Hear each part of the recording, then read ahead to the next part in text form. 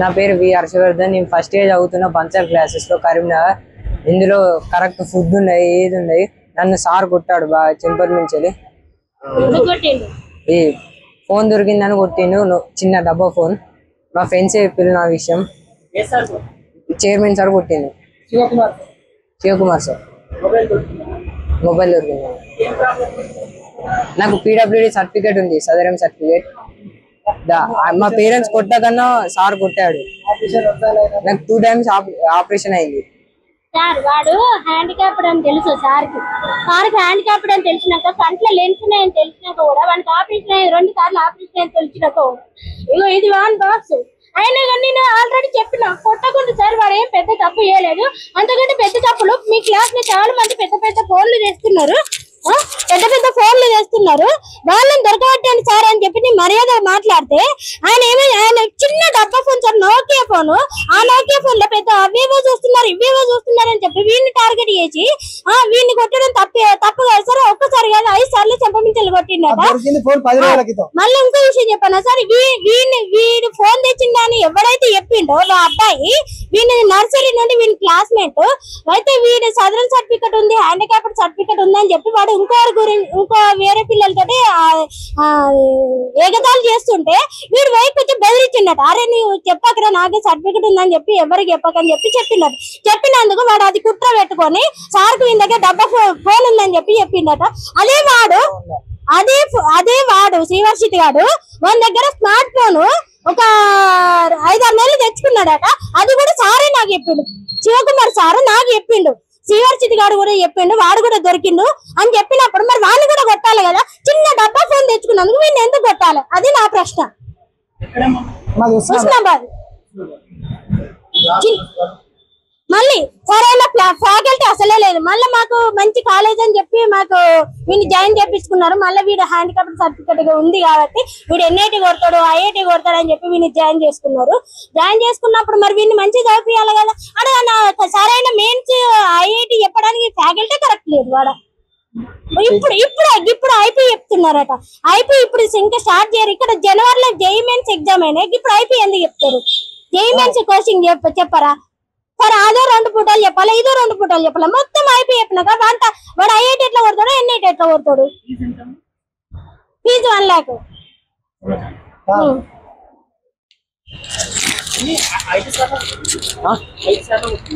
5 సార్లు కొట్టాడు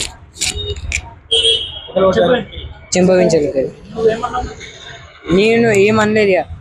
దాని తెల్లారి నేను సార్ అడిగింది, సార్ ఇట్లా పెయినింగ్ వస్తుంది, నాకు లెఫ్ట్ సైడ్ పెయినింగ్ వస్తుందండి. సార్ ఏమో పారాసిటమాల్ ఇచ్చిండు, ఈ టాబ్లెట్ వేసుకోరా తక్కువ అవుతా అన్నాడు. మా అమ్మ ఇది 1 లెన్స్ బాక్స్, ఇది 1 అద్దాలు. నేను ఇంత వానెత్తి పైసలు వచ్చి వాడిని పెంచుకుంటాను. మీరు ఎందుకు కొట్టాలి? వాడు ఐ కరెక్ట్ లేదు కదా అని చెప్పి, ఐ కరెక్టే లేదని చెప్పి సార్కు తెలిసినప్పుడు 5 సార్లు ఎట్లా కొడతాడు చెప్పండి? అది ఎంతవరకు న్యాయం? నేను అది అడిగితే ఏ అని అంటదా మేడం? ఏ అని బెదిరిస్తాను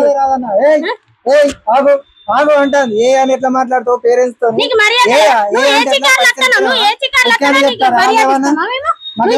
చెప్తారా? 1,00,000 రూపాయలు తీసుకుంటారు ఏ అని అంటారా పేరెంట్స్ ను? హుస్నాబాద్ నుండి వచ్చినాం మేము ఇప్పుడు. సార్ మాకు ఫోన్ చేశారు, ఫోన్ చేసి చెప్పాను.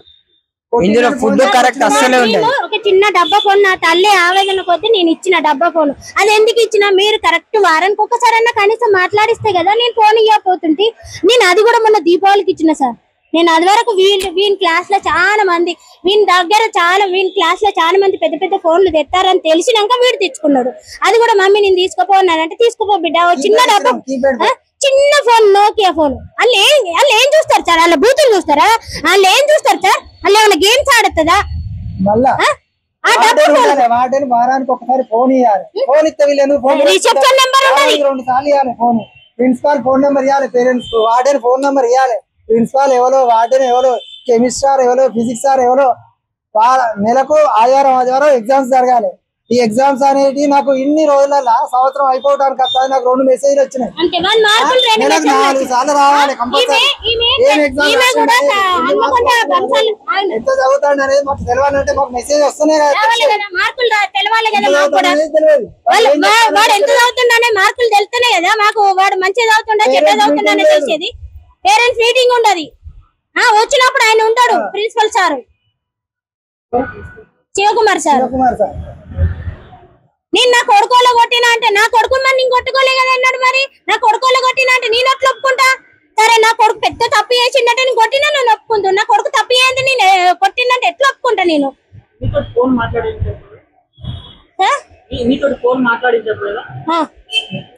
మాట్లాడించకపోయి కాదు ఫోన్ కాయిన్ బాక్స్ పెట్టి 1000 రూపాయలు కట్టమంటారు. 1000 రూపాయలు కట్టమంటారు. అదే టార్గెట్ వాళ్ళు. 1000 రూపాయలు కట్టానట కాయిన్ బాక్స్ పెట్టి మాట్లాడడానికి. మరి కాదు సరే 1000 రూపాయలు పెట్టి కడతాము. వీడే మాట్లాడడానికి సాధ్యమైతే మరి మేము ఎప్పుడన్నా ఎమర్జెన్సీ ఫోన్ చేయాలంటే మాకు ఏ నెంబరు? మాకు ఒక నెంబర్ ఉండదా? ప్రిన్సిపల్ కి చేయాలి. ప్రిన్సిపల్ ఎత్తాడు ఆయన బిజీగా ఉన్నా అంటాడు. మరి ఎవరికి చేస్తాం ఎమర్జెన్సీ ఉంటే?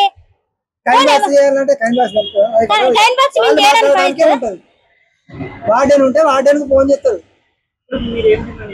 మేము ఏమంటున్నామంటే ఆ సార్ మా చిన్నోని కొట్టిండు, మేము తప్పు లేకుండా కొట్టిండు. సరే మా చిన్న ఫోన్ ఇవ్వడం మేము తప్పే కావచ్చు. అంతకంటే పెద్ద పెద్ద ఫోన్లు నేను మొన్ననే సిగ్నల్ ఇచ్చిపోయిన పెద్ద పెద్ద ఫోన్లు పిల్లల దగ్గర ఉన్నాయి సార్, మీరు వెతకండి దొరకబట్టండి అని చెప్పి మంచిగా చెప్తే ఆయన దొరకబట్టకుండా చిన్న దగ్గర డబ్బా ఫోన్ దొరికిందని చెప్పి నువ్వు ఎవరి దగ్గర ఉంది ఇంకా వేరే దగ్గర ఎవరి దగ్గర ఉన్నాయని వీడిని అడుగుతాడు. వీడు ఎందుకు చెప్తాడు? వీడు చెప్తే వీడి మీద టార్గెట్ చేయరు అందరు. ఫోన్ తెచ్చిండంటే ఒక 10 మంది కలిపితేనే అది ఫోన్ వచ్చింది. సిమ్ ఒకటి తెచ్చిండు, ఫోన్ ఒకటి తెచ్చిండు. పిల్లలందరూ కలిసి తెచ్చారు కానీ పిల్లలందరినీ కొట్టకుండా వీడిని ఒక్కడిని ఎట్లా కొడతావు నువ్వు? పెద్ద పెద్ద ఫోన్లు ఉంటాయి పిల్లల దగ్గర, మరి వాళ్ళని ఎందుకు దొరకవట్లే? నా కొడుకుని ఎందుకు టార్గెట్ చేసినావు? వార్డెన్ అనేటోడు ఉండాలి. వార్డెన్ వారానికి 2 సార్లు ఇవ్వాలి. ఫోన్ ఇచ్చినప్పుడు పేరెంట్స్ పిల్లలకు ఫోన్లు ఇవ్వాలి. ఇంకో విషయం సార్,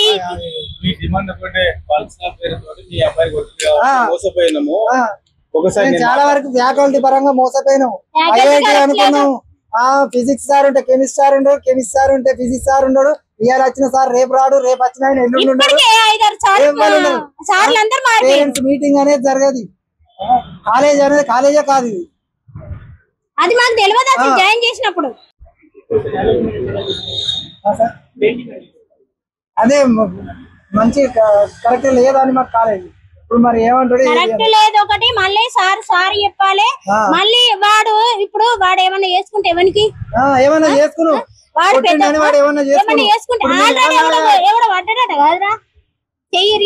గోడ మించాలి దునికింది, ఒకటి దునికిండు అని చెయ్యి ఇరిగింది. వాడు టీచర్ చాట చేస్తే కాదు కానీ సార్ పంపిస్తా అన్నాడు. వాళ్ళ పేరెంట్స్ ఒప్పుకోక గోడ మించాలి దునికింది.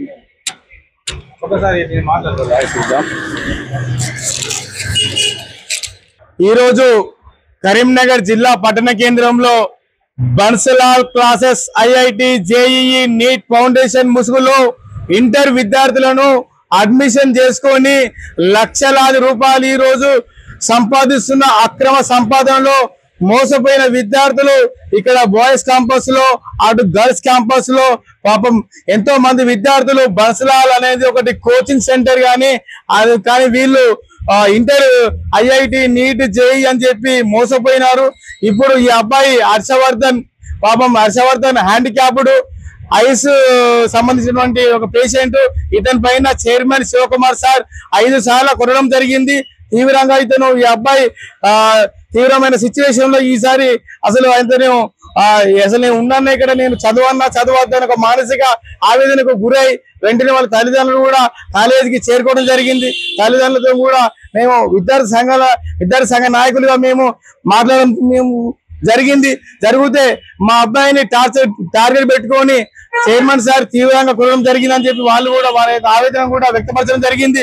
కానీ ఈ బన్సలాల్ అనేది దీనికి పర్మిషన్ లేదు, ఒక సాహితీ అనే ఒక కాలేజీ నుంచి సర్టిఫికెట్లు ఇస్తున్నారని చెప్పి ఒక సమాచారం ఉంది. వీళ్ళను అడిగితే ఎవరైనా వచ్చి మిమ్మల్ని అడిగితే గవర్నమెంట్ జూనియర్ కాలేజీలో మేము అడ్మిషన్ తీసుకున్నాం అని చెప్పి చెప్పండి అని చెప్పి విద్యార్థులతో కూడా చైర్మన్ సార్ చెప్పడం జరిగిందట. అలాగనే ఈ ఐఐటి ఈ మన నీట్ ఫౌండేషన్ ఈ కోచింగ్ సెంటర్ మీద ఇంటర్మీడియట్ కాలేజీని నిర్వహిస్తున్న శివకుమార్ పైన చర్యలు తీసుకోవాలని చెప్పి ఇంటర్మీడియట్ అధికారికి పలుమార్లు మేము చెప్పడం జరిగింది. అయినప్పటికీ కూడా ఆయనే పట్టించుకోకుండా పర్యవేక్షణ లేకుండా ఇలాంటి కోచింగ్ సెంటర్ల పేర్లతోటి అమాయకమైనటువంటి తల్లిదండ్రుల దగ్గర నుంచి లక్షల రూపాయలు ఈ రోజు వారి యొక్క అక్రమ సంపాదిస్తూ అక్కడ గర్ల్స్ క్యాంపస్, ఇక్కడ బాయ్స్ క్యాంపస్ ఈ పేర్లతోటి ఈ రోజు వాళ్ళు కోట్లలో సంపాదించుకుంటూ పాపం ఇక్కడ విద్యార్థులు మోసపోయినారు. పాపం ఈ అబ్బాయి హర్షవర్ధన్ పైన కొట్టినచో ఈ శివకుమార్ సార్ పైన చట్టపరంగా చర్యలు తీసుకోవాలని చెప్పి హర్షవర్ధన్ కు సంబంధించిన ట్రీట్మెంట్ కూడా దగ్గరుండి వాళ్ళు ట్రీట్మెంట్ చేపియాలి. అలాగే వీరిని మోసం చేసేందుకు ఈ యొక్క కోచింగ్ సెంటర్ పైన చర్యలు తీసుకోవాలని చెప్పి పీడిఎస్ విద్యార్థి సంఘ నాయకుడిగా మేము డిమాండ్ చేస్తా ఉన్నాం. నా పేరు అంగిడి కుమార్, పీడిఎస్ కరీంనగర్ జిల్లా అధ్యక్షుడిని. సమస్యకు పరిష్కారం అయ్యేదాకా ఉద్యమాన్ని తీవ్రతం చేస్తాం. అలాగే అనుమతి లేని ఈ కోచింగ్ సెంటర్ల ముసుగులో నిర్వహిస్తున్న కాలేజీల పైన చర్యలు తీసుకోవాలని చెప్పి మేము డిమాండ్ చేస్తా ఉన్నాం. ఈరోజు కరీంనగర్ జిల్లా కేంద్రంలోని బన్సాల్ ఐఐటి జేఈఈ నీట్ అనే కళాశాల పేరుతో ఈ కళాశాలకు పర్మిషన్ లేకున్నా కూడా విద్యార్థుల దగ్గర నుంచి అడ్మిషన్లు తీసుకొని లక్షల ఫీజులతోని పర్మిషన్ లేని కళాశాల నడుపుతూ ఫీజు దోపిడీ చేస్తున్నారు. ఆ దోపిడీ చేయడమే కాకుండా ఇలా ఫిజికల్లీ హ్యాండిక్యాప్డ్ అయిన ఒక విద్యార్థిని, హర్షవర్ధన్ అనే విద్యార్థిని, కళ్ళకు లెన్స్ పెట్టుకునే అబ్బాయి పేరెంట్స్ ముందే ఇంటిమేషన్ ఇచ్చి పోయినా కూడా కళ్ళలో లెన్స్ ఉంటాయి మా అబ్బాయిని జాగ్రత్తగా చూసుకోండి సార్ అని చెప్పిపోయినా కూడా అదే చెంప పైన 6 సార్లు కొట్టిరని చెప్పేసి హర్షవర్ధన్ పేరెంట్స్ ఇవాళ వాళ్ళు ఆవేదన వ్యక్తం చేయడం జరిగింది. అబ్బాయికి కళ్ళల్లో ఉన్న లెన్స్ చెంప మీద కొడితే అబ్బాయికి సార్ నాకు బ్లీడింగ్ అవుతుంది సార్ అని చెప్పేసి తీవ్ర మనోవేదనతో వాళ్ళ పేరెంట్స్ కాల్ చేస్తే ఇప్పుడు వెంటనే వాళ్ళు రావడం జరిగింది. మరి కనీసం ఒక ఫిజికల్లీ హ్యాండిక్యాప్డ్ అనేది కూడా చూసుకోకుండా విద్యార్థులను ఎలా పడితే అలా కొట్టడమే కాకుండా వాళ్ళ పేరెంట్స్ వచ్చి అడిగే సందర్భంలో కూడా అక్కడ ఉండే స్థానిక కళాశాలలోని ఒక మేడం వాళ్ళను ఏంటిది అది అని చెప్పేసి లూజ్ టాక్ చేసి మాట్లాడడం జరిగింది. వెంటనే డిఐఓ గారు ఈ కళాశాల పైన తక్షణమే చర్యలు తీసుకొని ఇలాంటి పర్మిషన్ లేని కళాశాలను వెంటనే మూసివేయాలని మేము ఎంఆర్పిఎస్ ఎంఎస్ఎఫ్ పక్షాన డిమాండ్ చేస్తున్నాం. నా పేరు చెంచల నవీన్ మాదియా, ఎంఎస్ఎఫ్ కరీంనగర్ జిల్లా అధ్యక్షులు.